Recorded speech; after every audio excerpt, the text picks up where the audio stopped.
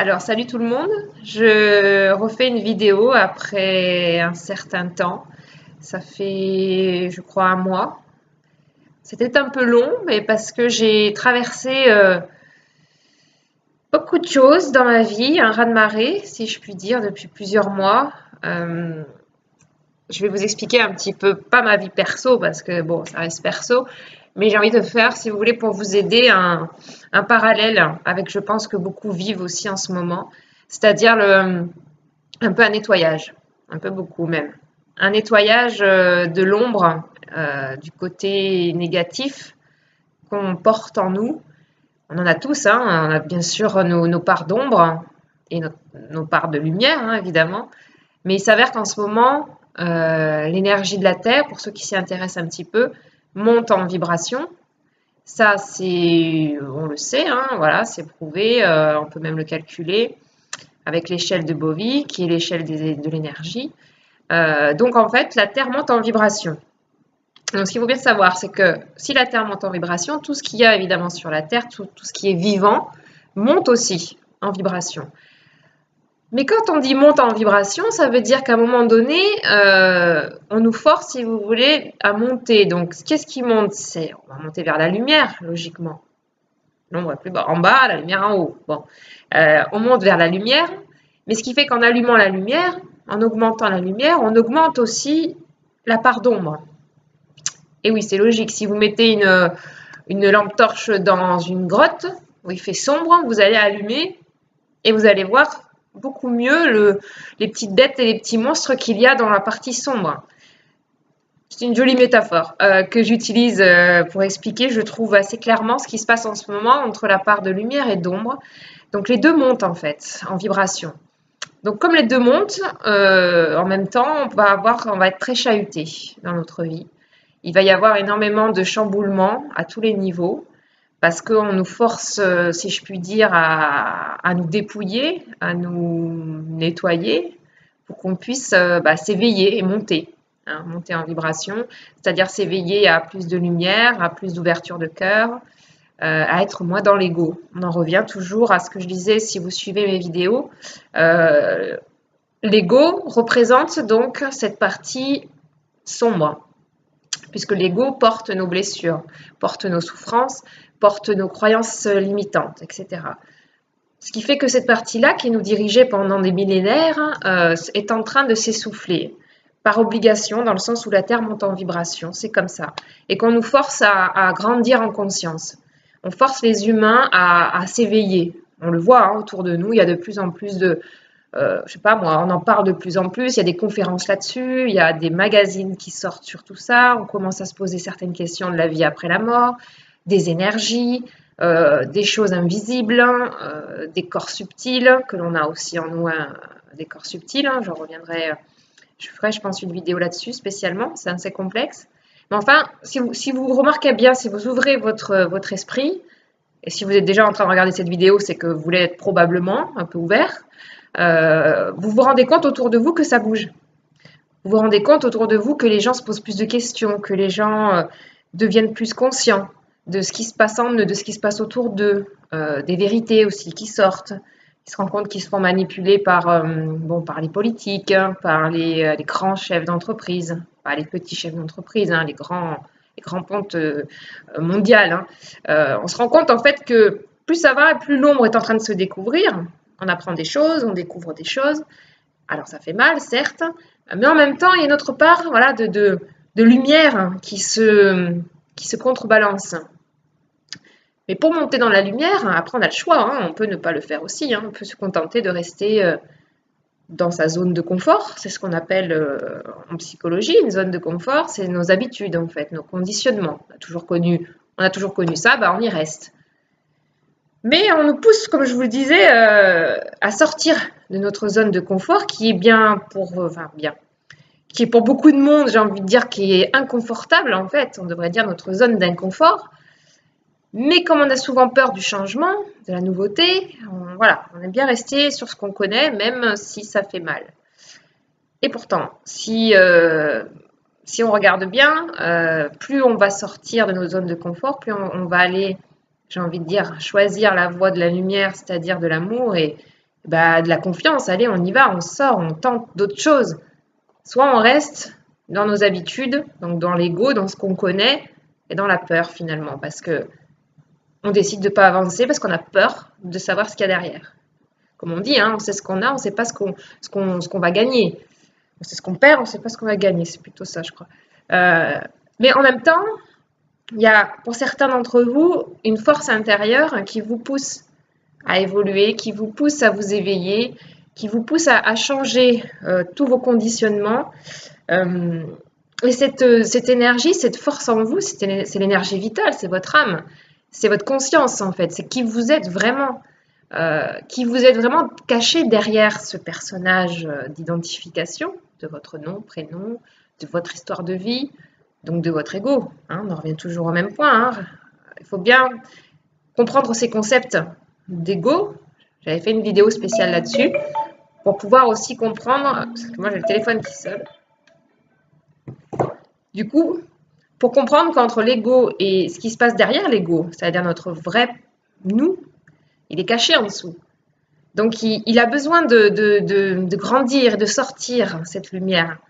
Ce qui fait qu'il va falloir travailler volontairement ou involontairement pour certains, prendre certaines décisions du changement total. C'est-à-dire, voilà pourquoi il y a autant de séparations, par exemple, autour de nous. Beaucoup de séparations, même si on essaye de tout faire pour que ça fonctionne. On a affaire à une personne en face de vous qui n'est pas sur la même vibration. Tout est vibration. On ressent plus la vibration autour de nous, en fait. Hein. On se dit, tiens, j'ai ressenti des choses pas bien avec cette personne, ou je sens que celle-ci, elle est plutôt positive, celle-ci, elle est plutôt négative. Finalement, on a beaucoup de ressentis sans faire vraiment gaffe à tout ça. On a tous ce ressenti au fond de nous. Eh bien, c'est cette lumière, c'est ce ressenti, c'est votre vrai être qui s'exprime. Et c'est lui qui pousse à vous dire, vas-y, sors tes conditionnements, sors de ta zone d'inconfort, ose, aie confiance en la vie et confiance en toi, toujours pareil. Ce qui est forcément plus facile à dire qu'à faire, certes, ça remue beaucoup, mais pour ceux qui sentent vraiment cet appel, je crois que vous n'aurez pas vraiment le choix de suivre ce chemin et d'ouvrir finalement votre cœur, parce que c'est là, quand on dit l'ouverture du cœur, certains utilisent cette expression, finalement l'ouverture du cœur, c'est s'écouter soi-même, écouter cette petite voix intérieure, ce vrai nous, notre âme, notre conscience, alors peu importe comment on l'appelle, hein, mais c'est cette puissance qui est là et qui essaye de s'exprimer tant bien que mal. Mais comme l'ego mental se met devant, eh bien, on ne l'écoute pas. On préfère la raison au cœur. Ouais, on peut dire ça, la raison et le cœur. Mais comme je le disais tout à l'heure, les énergies vibratoires augmentent, nous poussent dans nos retranchements jusqu'à ce qu'on passe le pas, en fin de compte, qu'on lâche le passé, l'ancien faux moi, si on puisse dire, puisque on s'est identifié à un personnage, on s'est identifié à notre ego, mais on n'est pas cet ego. Vous voyez ? L'ego, c'est comme si on allait jouer une pièce de théâtre, hein. C'est-à-dire qu'on est venu se réincarner ici, on a pris telle ou telle décision avant de venir, de se réincarner à tel endroit, avec tel parent, vivre telle blessure d'âme à guérir. Mais tout ça, après, on a oublié. Donc, on s'est identifié à ce personnage qu'on nous a dit, tu t'appelles comme ça, tu as tel âge, tu habites ici, tu as tel parent, tu fais tel métier. On s'identifie à tout ça, aux choses extérieures. Mais en fin de compte, c'est nous, c'est notre vibration, c'est ça qu'il faut retrouver, c'est notre essence pure, de qui on est vraiment, notre vraie nature. Et elle, comme je vous dis, en ce moment, elle pousse de plus en plus. En 2016, déjà, il y a eu beaucoup de remue-ménage. Hein. Ça a vraiment beaucoup bougé. Moi, je l'ai vu dans mes patients. C'est beaucoup de changements de travail, de remise en question, de qui je suis vraiment. J'en ai marre de souffrir, je veux trouver des réponses, je veux avancer. Les gens se remettent beaucoup en question, énormément, par la force des choses, j'ai envie de dire. Parce que justement, il y a des choses au-dessus de nous qui se passent, qui nous forcent, si je puis dire, à avancer vers le bon chemin, à sortir de cette part d'ombre. Hein, parce que quand je parle de l'ombre et la lumière, c'est ça aussi, c'est l'ego et le véritable être. lumière, ombre, ego, être. Je sais pas si vous me suivez. Ce qui fait que, en fait, on a deux choix. On a deux choix, si on veut résumer. C'est où on choisit l'amour ou on choisit la peur.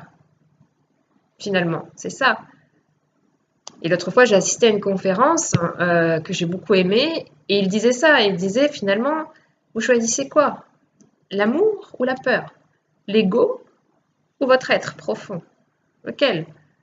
Mais après, il faut apprendre du coup à se déconditionner de ce qui se passe dans notre tête toute la journée, de se déconditionner de nos croyances qu'on nous a mis dans la tête, parce qu'on est comme des robots, hein. Dès tout petit, on nous fait croire telle ou telle chose, c'est comme ça la vie et c'est pas autrement. Tu dois avoir un métier, faire des études, faire ci, faire ça. Mais qu'est-ce qu'on veut vraiment, en fin de compte? Est-ce qu'on demande aux enfants qui ils sont vraiment, quel est le but de leur vie, qu'est-ce qu'ils aiment? Rien ne serait-ce que des petites questions comme ça, on ne nous l'apprend pas. Qu'est-ce que la compassion? Expliquer à un enfant la compassion, la méditation, savoir se ressourcer en soi, écouter sa petite voix, toutes ces choses en fait qu'on nous a très peu parlé, ou même jamais, ou alors ça appartenait à une élite de grands sages. Aujourd'hui, c'est plus le cas. Aujourd'hui, c'est plus le cas. Aujourd'hui, on doit grandir en conscience. On doit évoluer et choisir le chemin de la lumière. Alors ça, après, c'est mon choix, hein, chacun fait comme il veut.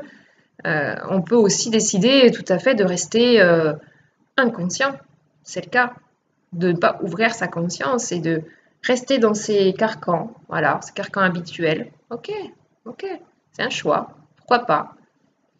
Mais je pense que ces gens-là, un jour ou l'autre, ils seront rattrapés par, une fois de plus, leur véritable nature, leur véritable essence qui pousse cette énergie. Puis ils voient bien que les gens, quand même, de plus en plus de personnes s'ouvrent à tout ça. Il y a des congrès qui se créent, il y a des écoles même. J'ai vu qu'il y avait une école, l'école de l'intuition qui s'est ouverte à Paris.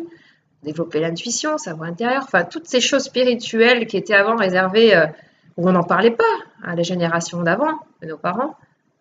Mais ouais, aujourd'hui, tout va plus vite. Tout s'ouvre, les gens grandissent, s'ouvrent en conscience et des choix doivent être faits. Voilà, en fait, je voulais vous partager cela, ma vision des choses et ce qui moi, je vis, enfin, ce que je vis en ce moment, c'est-à-dire tout ce changement profond et intense, cette transformation qui est, je ne vous le dis pas, très difficile à vivre, mais nécessaire. Je le sais au fond de moi que c'est nécessaire et que je dois avancer vers mon chemin, et mon chemin lumineux, c'est celui du cœur, celui que j'écoute. Pas mon mental ou mon ego qui essaye de me faire rester dans mes anciens comportements ou de faire rentrer l'ego, la colère, la tristesse, l'incompréhension, la frustration, tout ça. Stop, stop. Je veux plus ça, c'est terminé. Aujourd'hui, moi, je veux être plus près du cœur, vers mon être. Et je sens qu'en faisant ça, je développe en plus des choses, mon intuition par exemple, qui a vachement évolué, vachement grandi. Il y a même des choses quand je suis en consultation avec des patients, qui me viennent comme ça, que je ne sais même pas d'où ça sort. Et à chaque fois, je tombe juste. Alors je me dis, voilà, le fait de me rapprocher finalement de mon être véritable, ce que disaient certaines personnes entre les énergies, l'intuition, l'invisible, les entités, enfin tout le monde invisible, ouais, qu'on ne voit pas, eh ben il est vraiment là, quoi. Il existe vraiment et moi j'en fais l'expérience tous les jours et c'est pour ça que je le partage, parce que je trouve que c'est merveilleux et j'espère vraiment du fond du cœur que ça puisse aider certains d'entre vous. Bon voilà, c'est mon petit message du jour. Je vous fais des bisous, je vous dis à bientôt et bonne continuation. Ciao.